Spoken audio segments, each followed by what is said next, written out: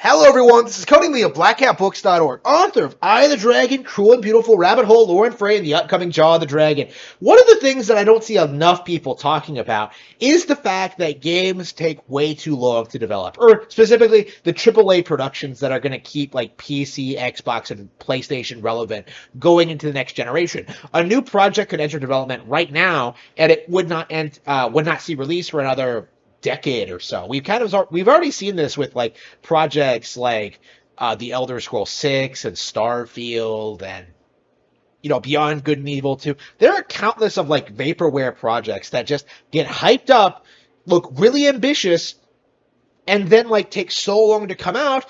By the time that they finally see release, nobody really cares anymore, and people have moved on to like better, more relevant projects, ones that actually come out. No matter how big and exciting your game is, if it's never actually reaches store shelves, it's going to be hard to get people to care about them. So as a result of that, the gaming industry is having a really big problem, a really, really big problem hitting their quadruple A goals. Like that's the reality of this is that like they need every game they put out to be a big, gigantic mega hit.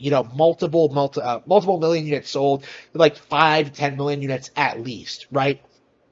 And more, we're seeing that a lot of these big projects aren't really panning out all that well. Watch Dogs is a really good example. That was a big deal back in 2012.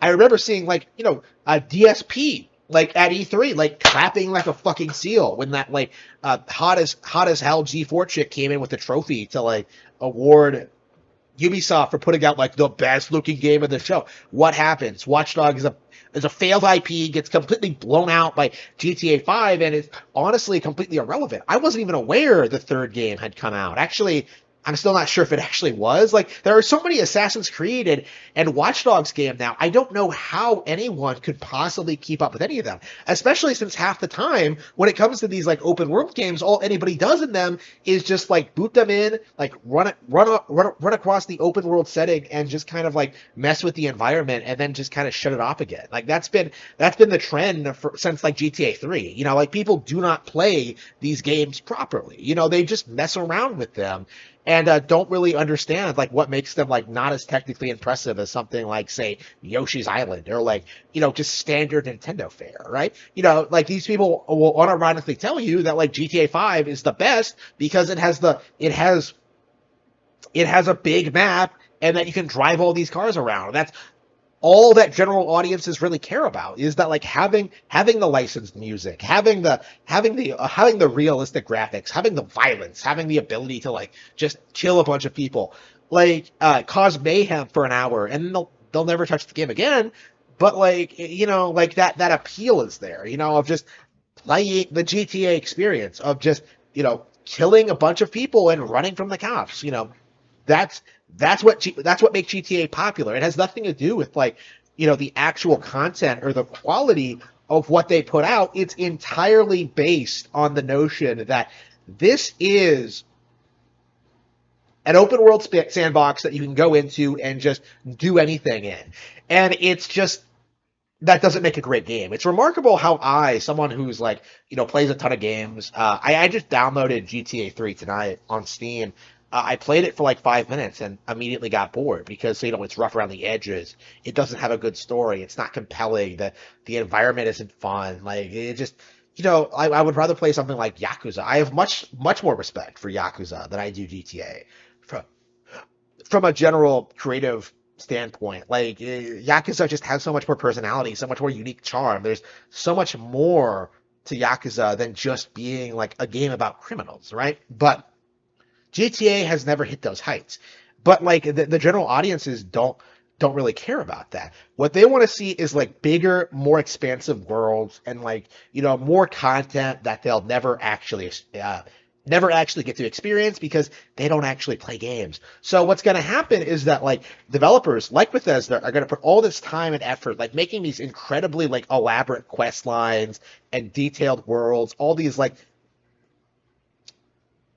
write entire books that are in the Elder Scrolls 6 that like detail the history of the world and the characters and like this establishing the setting further. Like they're going to do all this stuff and not a single person is really going to care. How many people do you know who even know what the story of Skyrim actually is? How many people do you know who like even know like who the major factions in Skyrim are? How many people even know like uh who the antagonist is?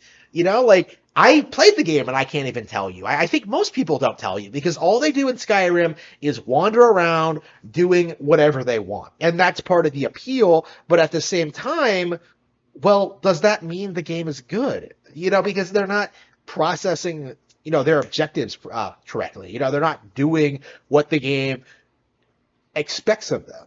Like they're just popping it in for an hour and then just forgetting about it. That's the Skyrim experience. So more and more, we're going to see this big divide between gamers, people who are serious about the craft, who really like value really well put together work projects by small teams, stuff like Hollow Knight, stuff like Metroid Dread, stuff like Nintendo Switch Sports, stuff like, Fire Emblem Engage. There's all these games that they could be playing while, meanwhile, like the general audiences, like the casual audiences, these guys are waiting for GTA 6.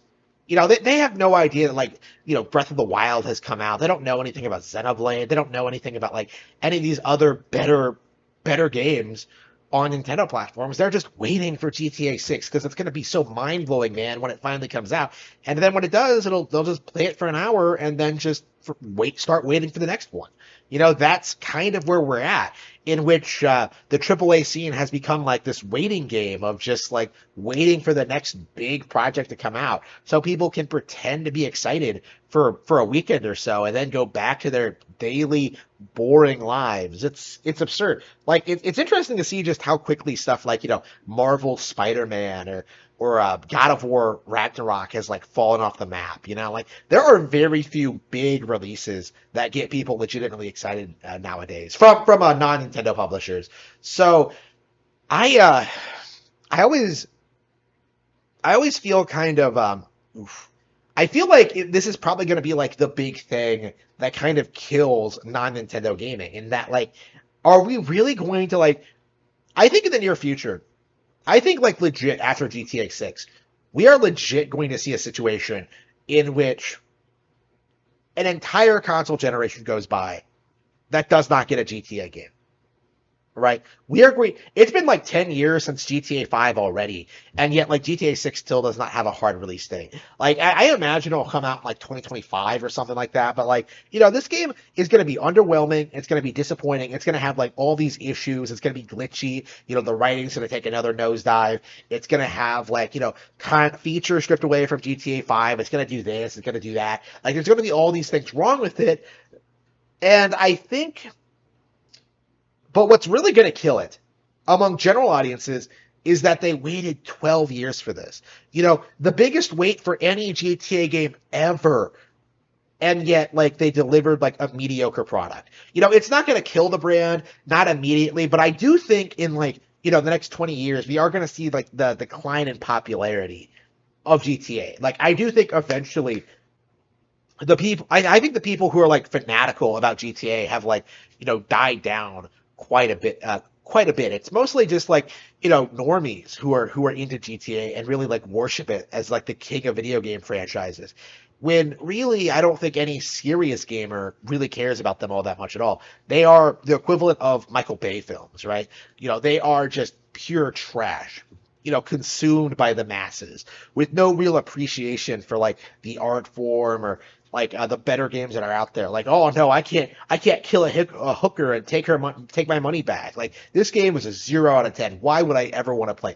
Bullshit. How dare games try something different? How dare games be creative? How dare games not be like murder simulators? Like how dare like Minecraft be bigger than GTA? Like I'm curious, like I think in the next decade or so, we're gonna kind of see a gradual shift, in which people stop looking forward to like new games as much and sort of go backward and start playing like re-releases of like old games that come out on Nintendo hardware. Like I could see God Hand doing really well on Nintendo Switch if it gets ported. Like I could see like Bayonetta 1 and 2 has done well. Like we're seeing all this. Donkey Kong Country Tropical Freeze has done well. We're seeing this trend, I think, of like it's becoming easier to go back and play like a lot of the a lot of the classics, a lot of the best games ever made. And I think more and more people are going to like begin to realize that like there's more to gaming than just like getting 6 stars and running away from the military, right? Like there's more to gaming than just being chaotic and just like wrecking stuff. Like that there is like a sophistication to it. There is like, it does take intelligence, it does take skill, it does take passion to care about this stuff. And I think as gaming becomes more and more popular, I think more and more will start to respect Nintendo as the king of the video game world. Not just because they make the best games, but because they put out the best games on time. Mario Odyssey uh, the last Mario game, was Mario Odyssey, but since then we've gotten like so many great spin-off games, re-releases, remakes, ports, games from other franchises. We've gotten all this stuff, and like if you're a Nintendo fan, you're never ever gonna be left wanting for the next big thing from the company. And there's a lot more variety than just GTA. Like it's remarkable just how many games there are on Nintendo Switch. And more and more, I want to see people start respecting that. I want to see people acknowledge that Nintendo is doing better than the rest of the gaming industry.